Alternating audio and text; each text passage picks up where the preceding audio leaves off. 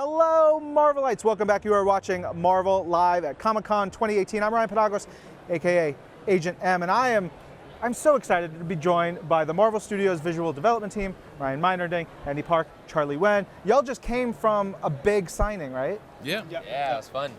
I was here this morning. I got here at like 7:45. We were working, but as soon as the doors opened, people rushed. They wanted to get tickets, and so there's this new system for getting tickets for the signings. And so they hit a plunger, and there's a little thing that spins, and it's like, if you don't get a ticket, Thanos has taken your soul. There's an old picture of Thanos. But if you do get it, they tell you what signing you get. And the people were getting tickets for your guys' signing, and they were screaming, and they were just like so happy and delighted. It was really nice. And they knew it was us? Cool. Yeah, I don't know if Not the they knew. Avengers cast? They said, this is Marvel Studios visual development team, and they're just like, cool, because Right on. we are, of course, surrounded by the influences of your work. Oh, that's very kind. Everywhere. I mean, it's the truth. It's just the truth. You guys had a piece of art, right, that you were signing? What was that? That was the Comic-Con giveaway last year, the Infinity War posters I had done. They were originally three The posters. triptych? Yeah, it was put together into one poster. Yeah. That's cool. Yeah, that was nice. Oh, thanks, man. Yeah. So we're 10 years Marvel Studios movies. At what point did you all join the Marvel Studios team? So I started on Iron Man. Jon Favreau hired me on maybe like a week after Phil Saunders started, so we're like sort of the first artist working on the cinematic universe. We had Thor, Captain America, and it was on Captain America in the middle that we started the whole team. So Yeah. And you, Andy? Yeah, and then around that time, that's when Ryan and Charlie started the visual development team. And I was the first one they hired back in 2010, about 8 years ago. So pretty much to start on the Avengers film. Nice. How did you all know each other? Was it just like, I don't know how artists work. Y'all are crazy. We all know I literally, each other. I think you all create magic. So how did you know each other? Charlie had hired me to work on God of War. Charlie had started the God of War. video game? The video The game video God of game. War. I love God of War. Like And so those games are great. Hired Andy on as well, and so Yeah. like we were on God of War. He designed Kratos. And It's a pretty good design. It's It's fine. alright, It's fine. by the way, but that was actually one of the things of, once we had Drax the Destroyer, my jaw just dropped. I was like, that looks very familiar. Redesigned that Drax. that Yeah, is. so I'll just leave it at that. But we were all together then, and then it was always just Ryan ended up going after a very short time, and then he was at Marvel very quickly after that, on Iron Man, and then after he invited me, and then we ended up inviting Andy, and then that's kind of how it all started. Yeah. I love how video games and comics and movies and like that creative sauce sort of intertwines, and you guys you can jump between mediums, and I mean, have you guys ever done some like comic covers or comic work too? I'm sure I know you have, Andy. Yeah, the first 10 years of my career was drawing comic books for Rob Liefeld, for Tomb Raider, for Mark Silvestri, and for Marvel Comics. Yep. So then I made the transition into God of War. This guy hired me. Yeah. Have you had the itch to do comic stuff? I always had the itch. Yeah. Never have the time. I mean, the movie stuff has been incredibly overwhelming over the past little while. I was lucky enough to do some stuff for video games, and I've done some comic covers for Marvel Comics that have kind of come out of the work I've done for the studios. Yeah. But yeah, I'd love to do at some point. I was sitting in Hall H yesterday for Marvel Spider-Man, the new game that's coming out in September, and I was just thinking about all the times we've been in Hall H for Marvel Studios, and just like the atmosphere. Oh, yeah. What is that like for you guys who have been, as you said, working sort of closed doors? You don't see the sun, you don't see your families, they barely feed you, you don't get out there, but then you're sitting with 6,000 fans who are literally crying. Some of them are crying, screaming. What is that like for you? Yeah, I mean, I think getting to Hall H and seeing that excitement, it's one of the best parts of the job. It's literally maybe the best part.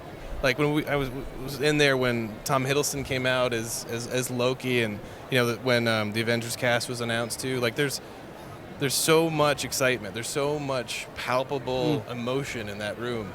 that, I don't know, those are some of my best memories of working for Marvel Studios and seeing that reaction firsthand. Yeah. I think for me, it essentially fuels me. Like it's a highlight every year to come to Comic-Con, and especially Hall H. I was so sad when Kevin told us we're not going to be doing it this year. But going into there, and seeing the fan reaction, it's almost like it fuels you for the next year. It sustains you to keep on working on these films and give the fans what they want to see. Yeah. Yeah, it really is the reason we're doing all of this, because I think we all started off as fans, and we still are fans, and so, getting to go back and think about why we originally just fell in love with comics in the first place. You look at the fans right now, and they're like, this is what we're helping to build for them. So, definitely. Do you, we're here at Comic-Con, of course, tons of fans, and there's cosplayers and all this stuff. Was it weird, or is it just normal now to see a fan who is cosplaying as your design, your interpretation of characters that are now 50, 60 years old in many cases, but the ones that you're like, what if I did this and change that? Yeah, it's crazy. And it's incredibly cool, and it's incredibly humbling too. These characters have been around and have new generations of fans have come and fallen in love with them in different ways. And the fact that something that we've been able to do for the studios that have been part of the movies could inspire people to want to wear the costumes in a like sort of a new version of the characters, or hopefully as respectful of the characters as we can possibly be. But it's an incredible treat to see people, and I try to stop people and try to take pictures with them as much as I can, because it's really humbling and gratifying. Yeah. And just the craftsmanship, the level of craftsmanship that these cosplayers are creating their suits. It's just like, oh, that looks very similar to the real thing, because we get to to work with the real thing, and it's just like amazing what they can create now. Yeah. Sometimes it actually makes you want to, because I just got approached by 2 Loki cosplayers that were like, oh, do you have the back views of certain Lokis? I was like, and what's going through my mind is, I don't think I did a back view of that. I only did it for the costume department, but there's some just little sketches. So, but it does make you want to actually just create one for them, because they love it so much, and it's really why you're doing it.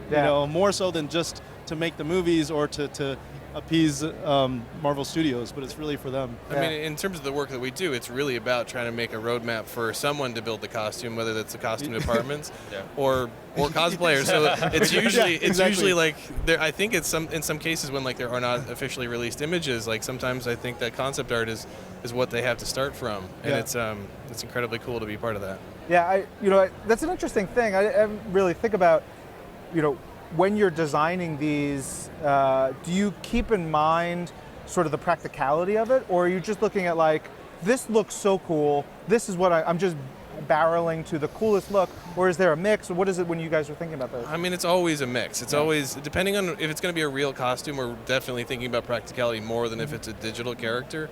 Iron Man suits, that's where it all started, right? And one of the reasons why that aesthetic of the MCU started there was the fact that it felt real and grounded, and that if he raised his arms, the plates would collapse. Yeah. And so that sort of realism and groundedness is stuff that we're always trying to infuse into the designs. Yeah. And when they're going to be costumes, I mean, if we do something that's impractical, the costume designers tell us, and we end up having to make tweaks and changes, and we're usually trying to use those types of limitations as ways of being inspired to find new solutions, and also just push it as far forward as we can. We are sort of responsible for coming up with that iconic look that people are going to try and chase, and because it's just a digital, or it's a picture, it's easier for us to suggest things that might be harder than building it practically. Yeah. But we're trying to do our best to weave it all together and make the best image that could be practical as well. But that's also why sometimes we do find it necessary to do something in 3D. There's been several instances where it felt like giving them an image or a painting isn't going to be enough, and so we actually have to discover it in 3D. Like, there's many cases. I mean, there's some specifics with characters' faces, like Thanos or the Hulk, like with Ultron, where you have to really figure out, is it going to actually work? So those kind of cases, you really do need to just figure out in 3D, and that's all practical cases too. Yeah. What about items too? You know, like the props and stuff. I was thinking about Russell Bobbitt, who's downstairs. He's got his amazing. I've been to his prop warehouse, and I was just like, where am I? This is magic place. Like walking through like his trailer setup, and I was just like, this is incredible. You guys doing that stuff too, and what's that part of the process like? I mean, a lot of it still is like starting with the classic comic reference, seeing like what's going to needed for the story, and then trying to create the version of that works with the story and is like as iconic as possible. I mean, I think each of us has gotten to do a iconic like Marvel item. Who did the gauntlet? You know, honestly, I think Russell was actually in charge of doing that all the way back in Thor, because it's based on the one that was in Thor. And I think I can't remember the concept artist's name.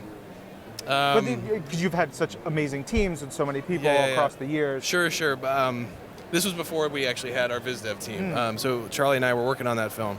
But you know, I've been lucky enough to design Cap's shield, and Charlie did Mjolnir, and Andy did. Helmets and helmets. No, but does that count? But even Daredevil's Billy clubs, exactly. that was pretty rad. Because it's all the weapons, right? Yeah. So, and I was fortunate enough to do Stormbreaker for Infinity War too.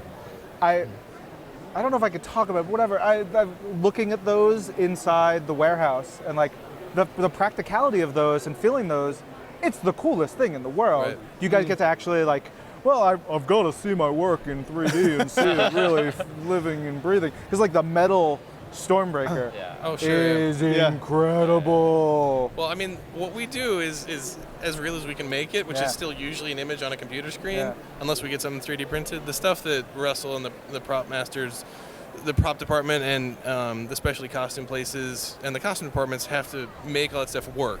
And all the engineering and amazing work that they do to make that thing feel weighted and proper, and that it doesn't like want to tip out of Chris Hemsworth's hands, like it's all incredible stuff they do as well. Yeah. I mean, I think besides the weapons, probably one of the ones that we would be even more kind of on top of as far as just making sure it comes out a certain way is like helmets. Anything that's on character faces, just because both actors are going to be very specific with how they don't like certain ways that it's coming out in their face when they're acting, or how it looks on them, because that's really part of their persona. So that's a huge part. Like, is it going to come out right? And you're working very closely with the costume department on that. Well, I think the biggest challenge about the helmets is, you know, humans are not like 9 heads tall. Like a lot of times we idealize, especially in comic books, right? So how do you make an actor to look like the icon with the helmet without looking like a Funko bobblehead? Yeah. You know, that's the challenge. And, I've done the Ant-Man helmet and the Wasp helmet. Ryan's done like all the Cap helmets. Charlie's done like the Thor helmets, and It's no big deal. It's just the icons that fuel hundreds of thousands of people sitting in here right now. That's great. It's fun. Obviously, you're talking about all these different things that you've worked on, these characters, these items. Is there something that, you know, now that we're in the 10-year anniversary, as we're doing a lot of looking back and celebrating, you're going through, you know, there's art books, there's you know, these videos that are out there, things that you're like, oh man, I love this. I remember doing this. This really made me happy. You know, for me, like getting to work on Cap and sort of finally getting that helmet and the stealth helmet to really fit Chris's head and like really get that Captain America silhouette with the ears exposed. Like, I was really looking back on that. Like, there's a lot of things. I mean, there's a lot of things like that I was very proud to have worked on.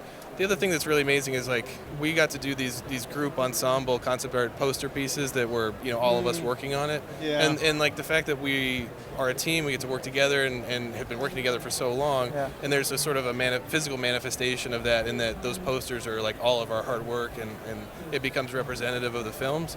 Those are really, really, those are the times where I look back, because they're hard to do. Like those are late nights. Those are us like showing each other what we're working on, trying to match it up, and there's a lot of passion and love that went into those.